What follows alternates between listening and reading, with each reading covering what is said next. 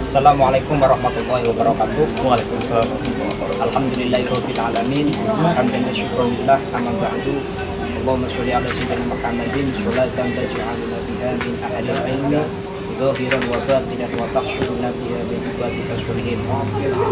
Alhamdulillah, dalam kesempatan pada yang berbahagia ini kita masih diberikan kesempatan ya bisa hadir di dalam suatu kajian yang insyaallah mudah-mudahan kita termasuk golongan orang-orang yang berbahagia. Amin, amin, amin ya Rabbal. Jadi saya perkenalan diri, saya Naufal Husni ya sebagai merintis sebagai seorang yang berjuang untuk menulis atau menuliskan sebuah karya-karya di mana kita itu yang terpenting adalah saya aktif di kajian sosial agama.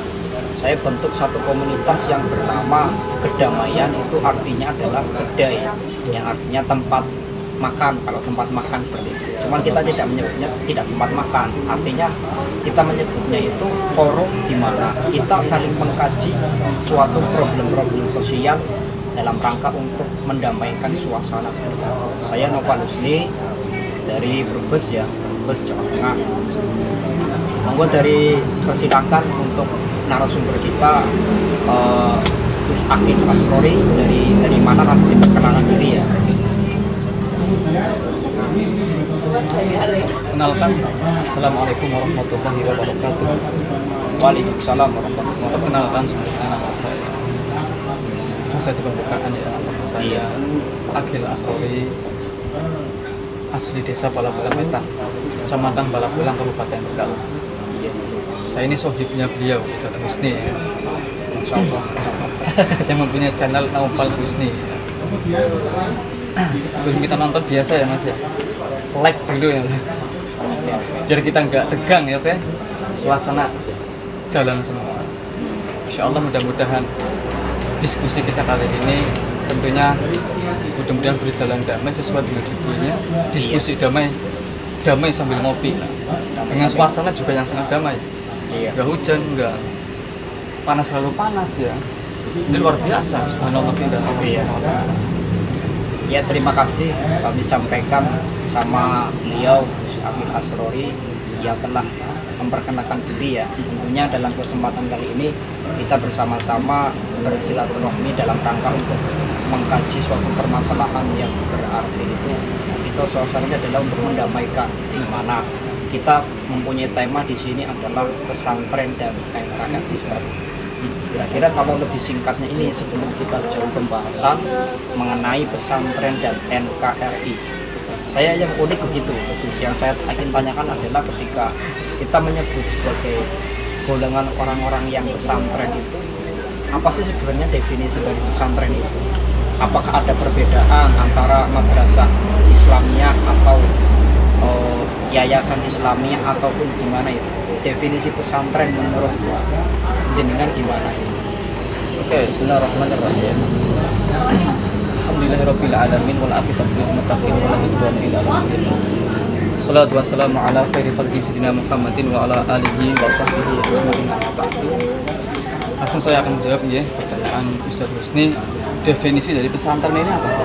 Iya, pesantren ini ada seorang profesor dari Amerika, seperti profesor Amerika ini mengatakan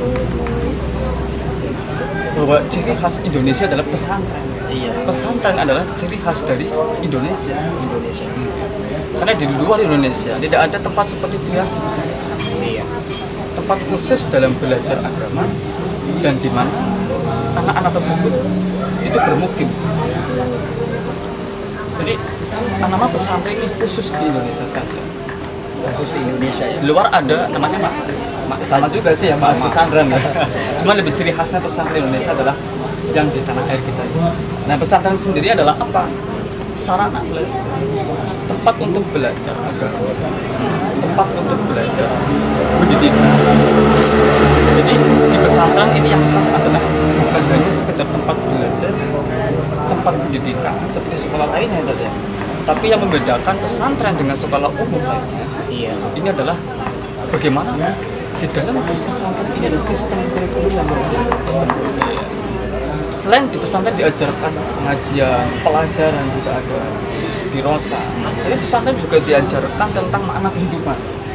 Makna kehidupan. Iya, jadi di dalam pesantren kita bisa belajar ilmu dan juga bisa belajar kehidupan. Maka tempat pesantren ini adalah wadah sarana pendidikan yang bisa dibilang di zaman sekarang ini adalah yang kita idam-idamkan untuk anak cucu kita semua ya. Jadi pesantren adalah tempat yang paling top untuk menjadikan tempat tersebut kita belajar agama. Jadi kalau saya menyebutnya mungkin bisa dikatakan pesantren itu melahirkan satu orang yang kira-kira itu mempunyai keistimewaan ya Gus, mempunyai keistimewaan. Iya betul. Kira-kira ini kalau berbicara soal keistimewaan, ini misalkan kita itu ketika di saat tertentu ini, misalkan di dalam saat ini memasuki dunia modern versi digital, kira-kira santri dalam menyikapi problematika yang serba digital ini bagaimana? Apakah harus mengikuti zaman yang lagi viral atau kita ikuti aja metode-metode yang klasik kita yang klasik? Soalnya gini, ada suatu problem ketika seorang santri itu belajar cuman hanya via medsos, tidak artinya tidak membuka satu referensi yang berkaitan dengan kitab-kitab. Makanya ini yang kita takutkan, gimana ini cara menghadapi supaya santri ini harus bersikap apa untuk supaya bisa memfilter mana berita yang benar, mana yang tidak. Ini kira-kira di kitabnya ada nggak ini satu kisah atau bagaimana? Tentunya kembali ke referensi itu. Iya. Nah, untuk zaman sekarang ya, zaman 2021 dikatakan globalisasi, harus globalisasi begitu kencang sekali. Di sini peran santri harus benar-benar ada, peran santri. Mau dikatakan bagaimana santri menyikapi dalam era modernisasi ini, era digital ini, bagaimana secara kita menyikapi? Kita sebagai seorang santri satu, nah kita nggak bisa harus menyesuaikan, harus berkembang zaman. Iya. Tapi tidak bisa juga meninggalkan metode-metode sekolah, metode klasik. Iya, metode klasik. Contoh dalam pengajaran lah, dalam pendidikan. Kalau dalam pengajaran, bedanya sekarang antara dulu itu apa? Kalau di pesantrennya. Kalau pesantren dulu sekarang ini memang pengajarannya sama. Cuman mungkin kalau zaman sekarang ada pondok pesantren yang keluar menjadi pondok modern. Di situ mengajarkan, di pesantren juga diajarkan selain kitab kuning, bisa main bahasa Arab, bahasa Inggris, Thailand, dan juga dibekali ilmu-ilmu teknologi dari komputer dan lain sebagainya. Maka memang di zaman sekarang, kita harus menyikapi menempatkan diri lah, pandai memposisikan diri sebagai seorang santri. Jadi ketika hidup di zaman sekarang, bagaimana caranya sih biar metode salaf dengan maksudnya pengajaran zaman dulu dengan zaman sekarang ini kita sama-sama jalan, sama-sama beriringan antara dunia klasik dan dunia digital ini harus sama-sama jalan. Iya. Jadi metode salaf dan kholaf ini harus berpadu. Metode apa? Salaf. Iya. Harus berpadu. Salaf dan kholaf harus berpadu. Harus saling berjalan. Ini zaman sekarang luar biasa. Maka santri apa boleh? Contoh ya, metode menggunakan dakwah dengan metode pakai teknologi medsos. Ada seorang kiai Ustaz ngaji punya channel YouTube. Ini boleh nggak sih? Ketika kita ada seorang kiai, seorang ustaz mengaji tapi dengan memakai alat-alat seperti kamera terus kemudian di-upload di YouTube, ini boleh nggak hukumnya? Nggak apa-apa. Dakwah dimanapun kita saja. Jadi saya kadang begitu. Ini kita menyikapi dakwah yang modern ini, apakah kita harus menghindari versi digital atau kita harus dakwah itu ya intinya biasa-biasa lah, klasik itu dibilang norak gini.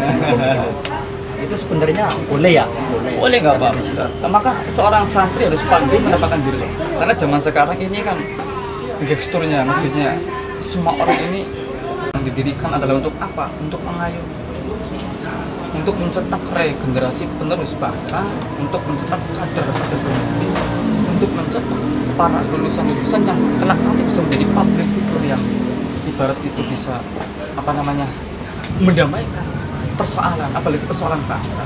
Maka di sini udah jelas. Maka ketika santri dididik oleh pesantren adalah untuk mencintai negara.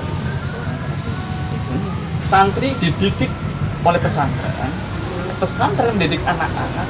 Ini agar apa? Agar bisa kelak nanti di santri pulang dari pesantren, dia mempunyai hati untuk mencintai negara. Ada rasa kecintaan. Ada rasa untuk kecintaan.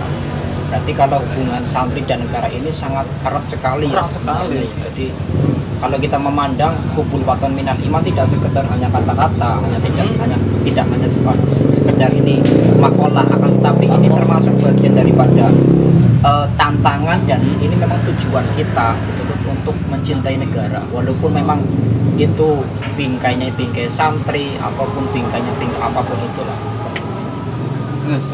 Terus kemudian ketika sekarang ini ketika kita ditantang untuk mengaplikasikan daripada apa sih yang harus kita lakukan, strategi apa ketika kita itu menghadapi suatu problematika itu. Misalnya ketika santri itu yang dulunya punya satu kelebihan akan tetapi belum bisa memunculkan satu kreativitasnya, ini gimana ini menghadapi sekarang, apakah harus tampil di YouTube, apakah harus lewat apa, dan cara untuk meraihnya bagaimana? Kira-kira menurut Gusnya gimana? Seorang santri ya, bisa dibilang sudah dilatih dari sejak di dalam pesantren gitu ya. Dilatih cara berpikir dan dilatih bagaimana cara menyelesaikan segala macam permasalahan. Contoh ya di pesantren. Contoh di pesantren ada. Pesantren itu ya memang mohon maaf ya saja. Ini berawal dari kita cerita dulu ya, maksudnya hikmah dulu ya saja. Nanti kita nyambung kepada tadi bagaimana sih seorang santri yang ketika pulang agar paling nggak bisa mendakwahkan agama, pesan-pesan perdamaian, pesan-pesan perdamaian. Kembali ke hikmahnya. Iya. Di pendidikan pesantren ini ada sekali luar biasa.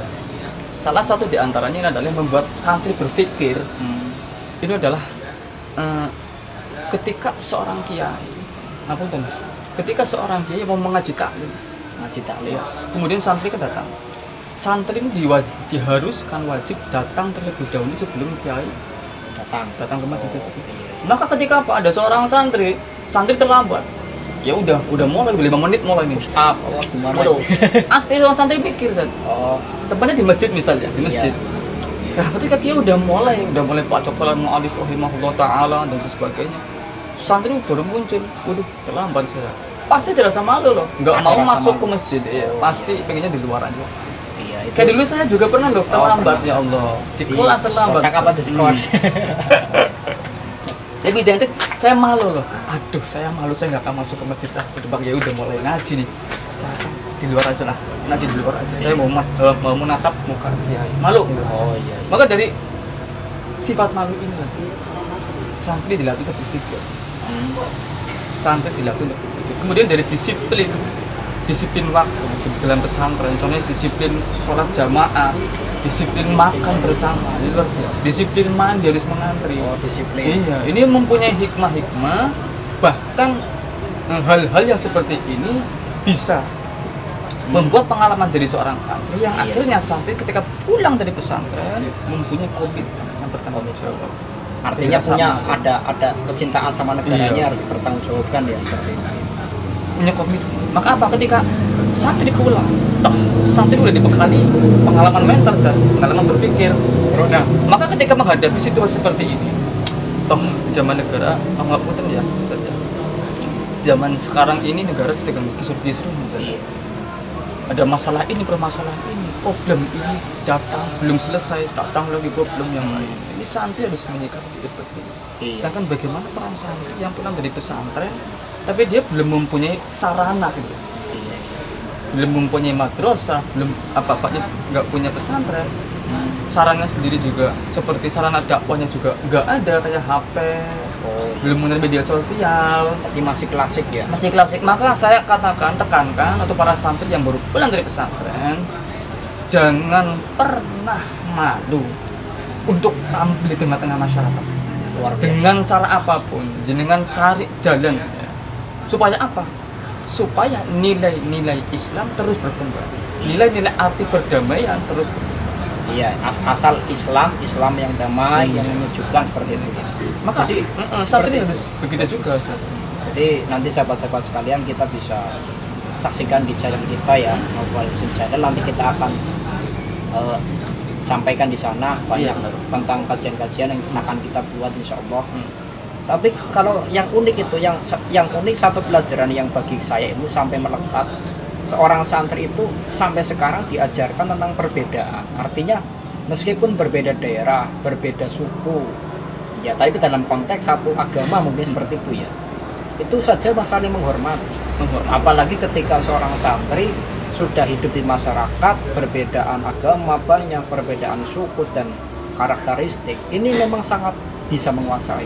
Ini menurut saya seorang santri bisa menguasai lah, artinya bisa memfilter suasana yang damai. Nah, seperti itu.